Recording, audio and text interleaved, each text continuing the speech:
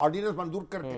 तो अब तो देखिए वो हामिद रजा साहब जो है ना, वो कहते हैं हम फिर असेंबलियों में नहीं बैठेंगे, हम फिर बाहर धमक चौकड़ी मचाएंगे, और हम तो अभी तो असेंबलियों में बैठे। लेकिन ये तो प्रेशर टैक्टिक्स है, तो इस्तेमाल करें। कह रहे हैं 2 तारीख से जो है वो एहतजाज भी 2 तारीख को एहतजाज करेंगे। बात ये है कि ये एक बड़ी टेक्निकल बहस है। अगर आप कानून के अल्फाज, बहुत बहस हुई, हमारे मीडिया में भी बहस हो रही है। हमारे जो मीडिया के लोग हैं उन्होंने ये तय कर लिया कि उन्होंने ना कानून पढ़ना है ना दस्तूर पढ़ना। अब इलेक्शन एक्ट के अगर अल्फाज पे आप जाए तो ये कमजोर हो जाएगा सुन्नी इत्तेहाद का केस भी और पीटीआई का केस भी, पॉलिटिकल पार्टी का लफ्ज होने की वजह से। लेकिन इसलिए कि उन्होंने फरिश्ते नहीं दी वक्त मुकर्रर पर, और उसके बाद उनके उम्मीदवारों ने अपने नॉमिनेशन पेपर भी फाइल नहीं किए जो तारीख मुकर्रर की गई। हाँ जी। अब वो कह रहे हैं कि हम अब फरिश्ते देंगे। तो आप मुझे बताएं कि अगर आज आप इलेक्शन का ऐलान कर रहे हैं नेशनल असेंबली के, और आप एक नॉमिनेशन पेपर फाइल ना करें, तो जब उसके 3 दिन के बाद जाके आप कह सकते हैं कि मेरे नॉमिनेशन पेपर ले ले। ये इम्तिहान में बैठते हैं ना, दाखिला फार्म भेजते हैं, पहले भेजते हैं। अगर तारीख गुजर जाए, सही बात है, तो आप जा सकते हैं कि मेरा फार्म ले लीजिए। तो ये बड़ी एक बुनियादी बात है।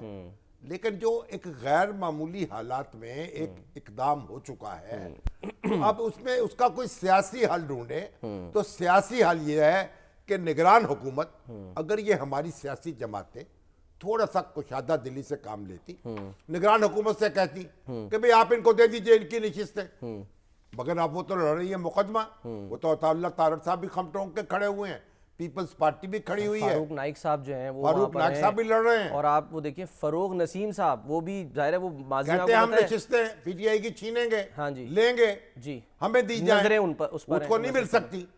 तो बार जब ऐसा मसला होगा फिर तो कानून हरकत में आएगा ना।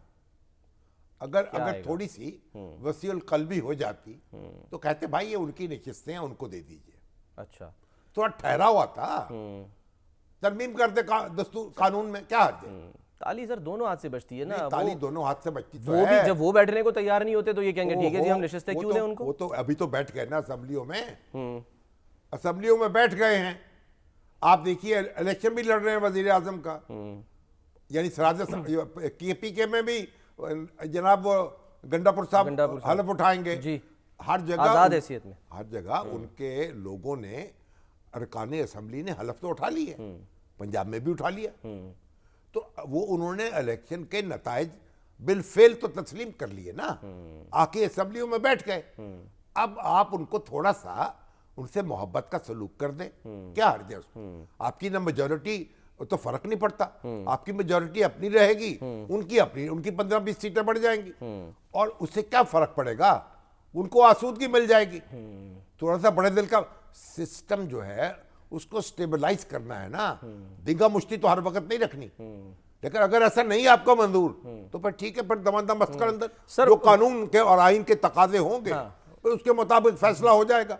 इलेक्शन कमीशन समाप्त करेगा। वक़ार है सर हमारे साथ, और फिर उसके बाद उनकी भी सुन लेते हैं, बात तो खत्म कर दी ना।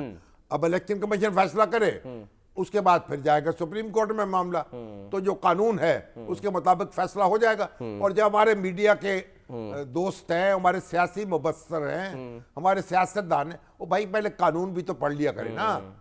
कोई कानून बनाया जाता है किस लिए बनाया जाता है? अमल करने के लिए, अमल करने के लिए। तो जब कानून को आप समझते नहीं है, भाई आप हल वो तजवीज क्यों नहीं करते जो कि काबिल अमल हो। अगर कानून में इबाहम हो सर, फिर इबाहम नहीं है यहाँ, आप तो फैसला करेगी अदालत, खत्म हो जाएगा।